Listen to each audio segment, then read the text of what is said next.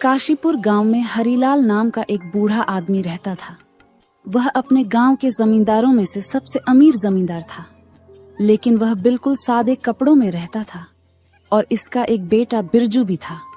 वह भी अपने पिता की तरह सादे कपड़ों में ही रहता था। हरिलाल वैसे तो बहुत अमीर आदमी था, लेकिन उसका बेटा बिल्कुल भी पढ़ा लिखा नहीं था। बेचारा अनपढ़ था, इसीलिए अक्सर कर हरिलाल उदास रहते थे।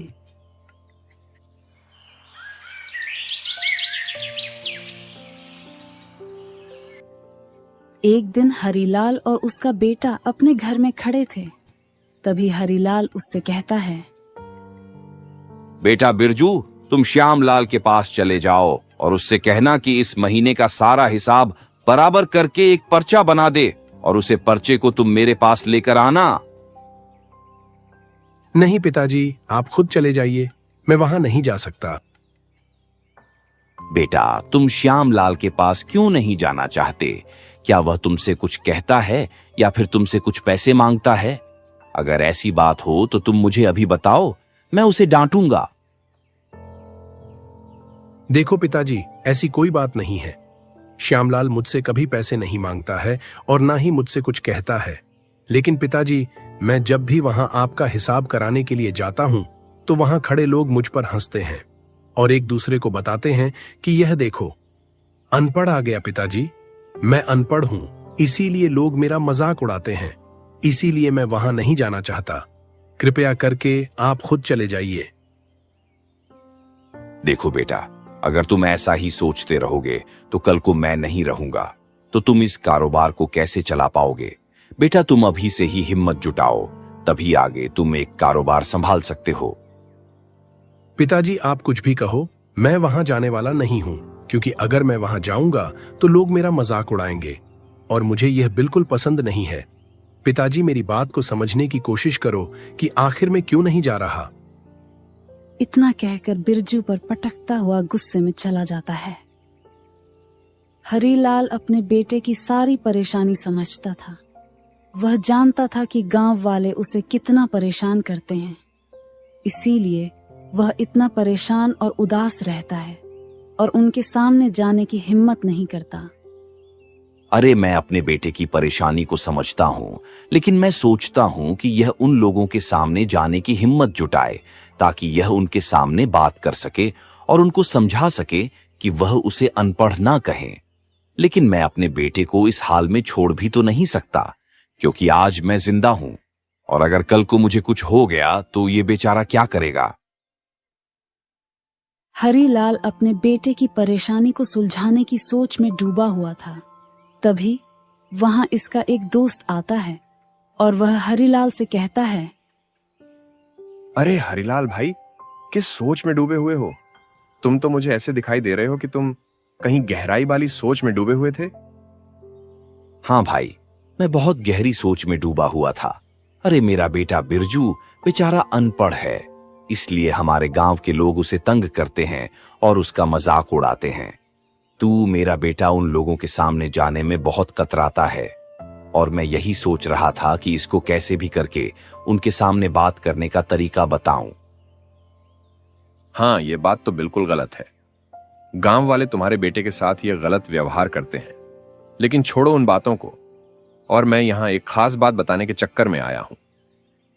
देखो हरिलाल, पड़ोस के गांव में एक गरीब आदमी है और उसकी बेटी जवान है, तो आप अपने बेटे की शादी उसकी लड़की से कर दे तो बहुत अच्छा रहेगा, क्योंकि उन लोगों ने शादी करने के लिए हां कह दी है।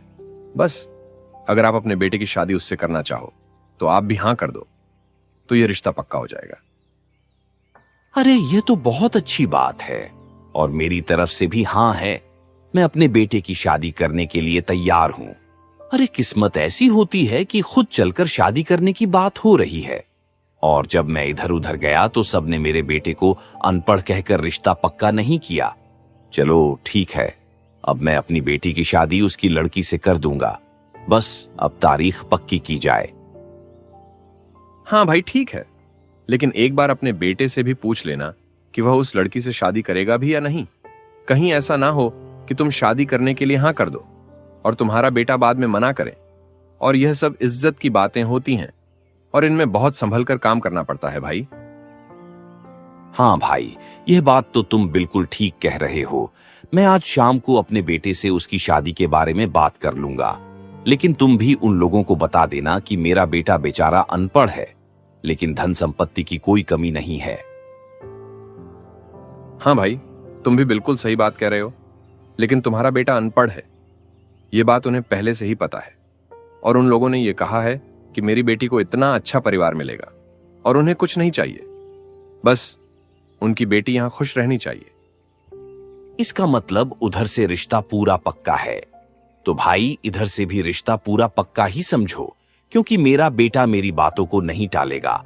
और वैसे भी आज नहीं तो कल मुझे अपने बेटे के लिए उसका जीवन साथी तो ढूंढना ही पड़ेगा। ऐसे में अगर मेरी जान को कुछ हो गया तो वह बेचारा अकेले क्या करेगा। अगर उसकी पत्नी होगी तो वह तो उसके बुरे समय में उसका साथ देगी। तो ठीक है भाई, मैं आज ही जाऊंगा और उनसे उनकी बेटी की शादी के बारे में बता दूंगा कि अब तुम भी शादी करने की तैयारी करो। ठीक है भाई, अब मैं चलता हूं।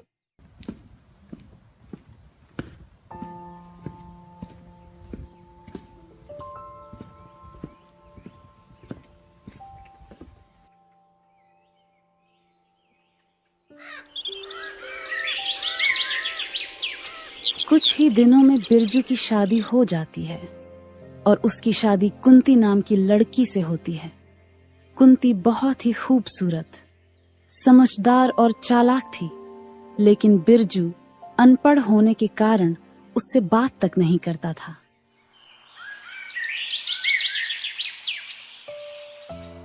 एक दिन हरिलाल अपनी बहू कुंती से कहता है, देखो कुंती, तुम इस घर की बहू नहीं बेटी हो और अब तुम्हें ही इस घर को अच्छे से चलाना होगा। पिताजी, मेरी शादी तो अभी हुई है और आप मुझे इस घर की मालकिन बना दे रहे हो। लेकिन पिताजी, आप ऐसा क्यों कह रहे हो? देखो बेटी, मेरा बेटा बेचारा अनपढ़ है, इसलिए गांव वाले उसका बहुत मजाक उड़ाते हैं, तो वह उन लोगों के सामने जाने में बहुत खतरा आता है। लेकिन अब मुझे खुशी है कि तुम्हारे जैसी बहू इस घर में आई है और तुम बहुत ही समझदार हो, इसीलिए मेरे बेटे का अच्छे से ख्याल रखना। अच्छा, तो ये बात है। हाँ पिताजी, फिर तो आप बिल्कुल दिक्कत मत लीजिए, क्योंकि मैं उनके अच्छे से ख्याल रखेगी। लेकिन पिताजी, वह मुझसे बातें क्यों नहीं करते हैं? आप कृपया करके उन्हें समझाइए और उनसे कह दीजिए कि मुझसे बातें किया करें। ठीक है बेटी, मैं उसे जरूर समझाऊंगा। अरे, उसकी माँ के गुजर जाने के बाद वह अकेला रहने लगा था और उसके दिल का हाल आज तक किसी ने नहीं जान पाया, जहां तक कि मैं भी नहीं जान पाया। लेकिन बस मुझे इतना मालूम है कि मेरे बेटे को खाने में दाल रोटी चावल आलू बहुत ज्यादा पसंद है। चलो कोई बात नहीं पिताजी, लेकिन अब मैं और भी ज्यादा खुश हूँ क्योंकि आपने बता दिया कि उन्हें दाल रोटी चावल आलू पसंद है। तुम्हें आज ही उनके लिए दाल रोटी चावल आलू बनाकर रखती हूँ। कुंती ने शाम को बिरजू के मनपसंद का भोजन बनाया और उसके सामने रखकर उससे कहा, ये लो जी, मैं आपके मनपसंद का भोजन बनाया है, आप खाकर बताओ कि यह कैसा है। अरे सच में तुमने तो मेरे मनपसंद का भोजन बनाया है।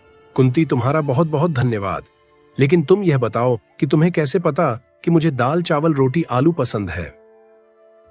अरे, यह बात तो मुझे पिताजी ने बताई थी, इसलिए मैंने आपका मनपसंद भोजन बना दिया।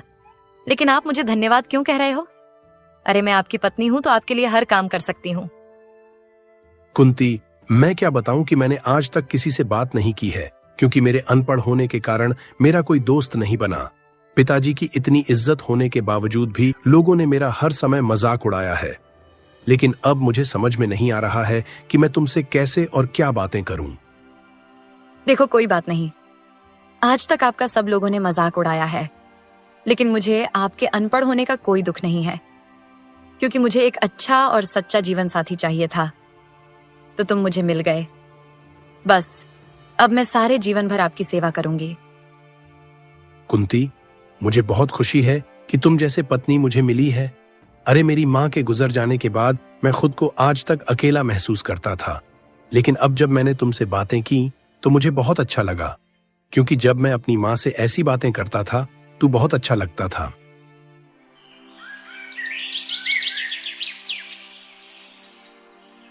कुछ दिन बाद हरिलाल की मौत हो जाती है। दोनों की खुशी अभी शुरू ही हुई थी। तभी उन पर दुखों का पहाड़ टूट पड़ा।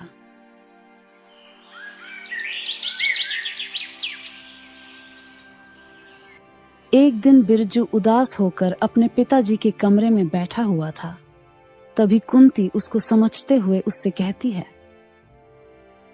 अरे जी, मैं जानती हूँ यह समय अच्छा नहीं है, लेकिन अब आपको ही सब कारोबार संभालना होगा। अब पिताजी की जगह पर आपको खर्चा और बचत का हिसाब रखना होगा। नहीं कुंती, मैं यह नहीं कर सकता हूँ, क्योंकि वह लोग मेरी बात को ही नहीं मानेंगे। क्योंकि मैं जो अनपढ़ हूँ, वह सब मुझे अनपढ़ कहकर चिढ़ाएंगे। उनकी मेरे बस का काम नहीं है। मैं आपकी मजबूरी को समझती हूँ, लेकिन अब इस कारोबार के सिर्फ आप ही मालिक हैं। आज नहीं तो कल आपको तो कारोबार संभालना ही होगा। अगर आप नहीं संभालोगे तो कौन संभालेगा? दोनों आपस में बातें कर ही रहे होते हैं। तभी वहां रामलाल आता है, जो बिरजू के पिता को बताता था कि कहाँ कितने पैसे लगे हैं। देखो मालकिन, छोटे मालिक साहब ने आज तक कोई हिसाब नहीं देखा है, तो वह इतने बड़े कारोबार को कैसे संभाल पाएंगे? और पता नहीं ये कारोबार संभालते समय क्या क्या गलती कर दें, और ना जाने ये कहां पैसा खराब कर दें। इससे अच्छा है कि मैं ही इस कारोबार को संभालूं, और जो भी हिसाब होगा वह मैं आपको बताऊंगा। हाँ, तुम बिल्कुल ठीक कह रहे हो। मेरे कारोबार को बस तुम ही संभालो, और जो भी हिसाब हो वह मुझे और मेरी पत्नी को दिखा देना। नहीं, ऐसा कैसे हो सकता है? देखो जी, और मैं नहीं चाहती कि कोई दूसरा इस कारोबार को संभाले, क्योंकि आज नहीं तो कल आपको आपका कारोबार संभालना ही पड़ेगा। तो आप धीरे धीरे करके सीख जाओगे। मैंने बोला ना कुंती कि मुझसे एक कारोबार नहीं होगा। दोनों की ऐसी बातें सुनकर रामलाल उल्टे पैर घर से बाहर निकल जाता है। रामलाल बाहर जाकर खुद से कहता है, अरे मुझे कब से इंतजार था हरिलाल के करने का, और अब वह मर गया है। मैं मालिक बनना चाहता हूं, लेकिन अब इसकी चतुर बहू बीच में बाधा बन रही है। और अगर मैं मालिक नहीं बन पाया तो फिर क्या मैं मक्खियों को मारूंगा? नहीं नहीं, ऐसा नहीं हो सकता। मुझे कुछ तो करना पड़ेगा। अगर इस चालक बहू ने उस अनपढ़ के अंदर आत्मविश्वास भर दिया तो मैं कभी मालिक नहीं बन पाऊंगा, और मेरा यह वर्षों का सपना अधूरा ही रह जाएगा।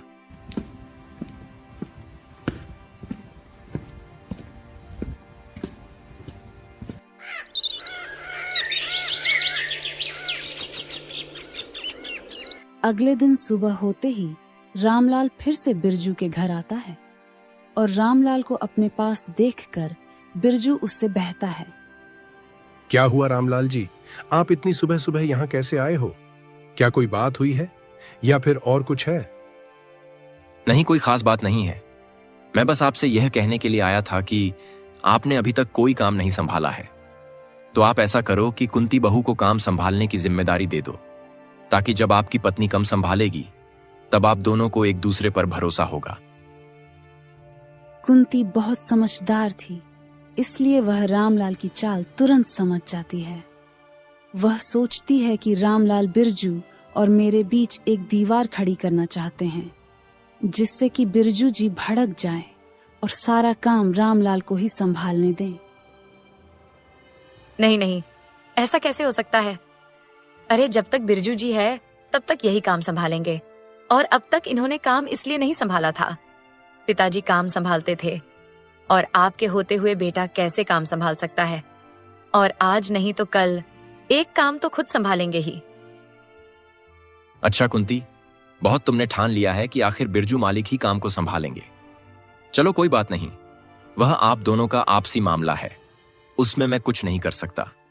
लेकिन एक और बात है जिसके लिए मैं यहां आया हूं। बताइए रामलाल जी, वह क्या बात है जिसके लिए आप यहाँ आए हैं? देखो, आपके पिताजी लोगों को कर्ज देते थे, लेकिन उस कर्ज पर वह बिल्कुल भी ब्याज नहीं लगाते थे। और गांव के लोग कल मुझे कह रहे थे कि मुझे कुछ पैसों की जरूरत है। तो क्या आप बिना ब्याज के उन लोगों को पैसे दे सकते हो? देखो रामलाल जी, ये बात तो सरासर झूठ है, क्योंकि मैंने ऐसा कहीं नहीं सुना है कि बिना ब्याज के पैसे मिलते हैं। मालकिन, यह बात तो बिल्कुल सही है कि बिना ब्याज के पैसे कहीं नहीं मिलते, लेकिन हमारे बड़े मालिक बड़े अच्छे और नेक दिल इंसान थे जो बिना ब्याज के ही पैसे देते थे। और मैं भी यही चाहता हूं कि छोटे मालिक अपने पिताजी की प्रथा को आगे बढ़े, ना कि उसे यहीं पर खत्म कर दें। हाँ ठीक है रामलाल जी, मैं अपने पिताजी की कथा को आगे बढ़ाऊंगा और जैसे मेरे पिताजी नेक दिल इंसान थे वैसे ही मैं भी बनूंगा। तो अब आप जाइए रामलाल जी, और कल सभी लोगों को लेकर आ जाना। मैं कल सबको पैसे दे दूंगा।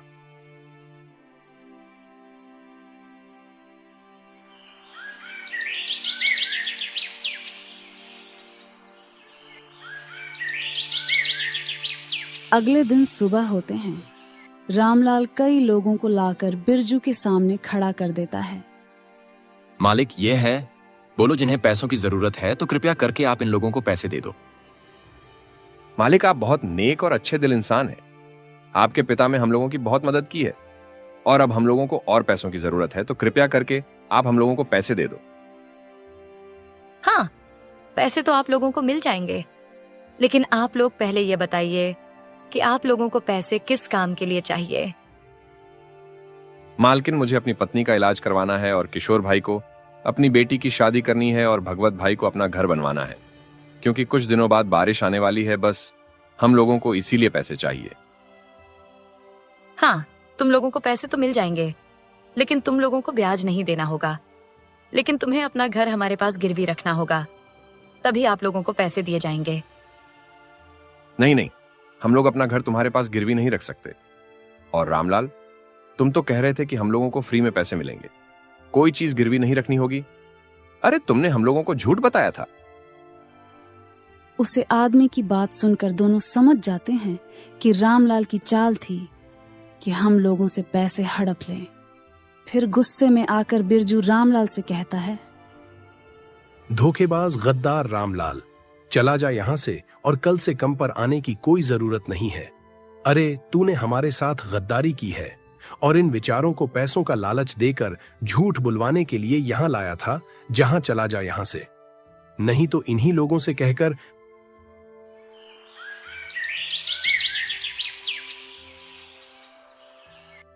कुंती, एक तुम्हें कैसे पता चल गया था कि यह लोग यहां सिर्फ पैसों की लालच से आए थे? देखो जी, ये रामलाल बार बार हमारे घर आ रहा था, तो मुझे इस पर पहले से ही शक था कि यह कुछ ना कुछ चालाकी कर रहा है। और दूसरी बात कि उस आदमी को कैसे पता कि किसी को अपनी बेटी की शादी करनी है, किसी को अपना घर बनवाना है। तो मुझे पूरा विश्वास हो गया था कि ये रामदास सिर्फ पैसे हड़पना चाहता है, और इसीलिए मैंने अपनी चालाकी दिखाई। इस तरह अनपढ़ की चालाक बहू ने उसका पैसा रखने से बचाया। फिर दोनों पति पत्नी खुशी अपना जीवन व्यतीत करने लगते हैं।